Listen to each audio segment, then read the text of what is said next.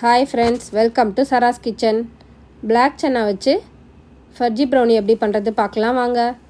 Black chana over night ஊற வச்சு எடுத்து குக்கரில் 5 விசில் போட்டு நல்லா வேக வச்சு எடுத்து வச்சுருக்கேன்.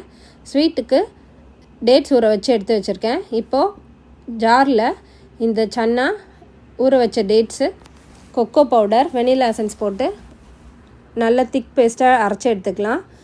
தண்ணி தேவைப்படுதுன்னா நம்ம டேட்ஸ் ஊற வச்ச தண்ணி இருக்குது, அது கொஞ்சம் சேர்த்து நல்லா ஃபைன் பேஸ்ட்டாக அரைச்சி எடுத்துக்கலாம்.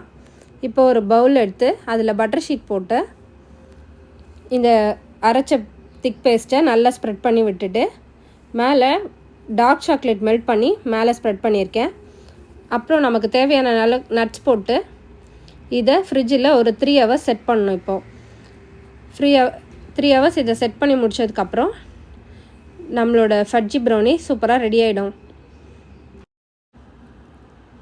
3 hours ஆயிடுச்சு. இப்போ ப்ரௌனி எப்படி வந்திருக்கு பார்க்கலாம் வாங்க.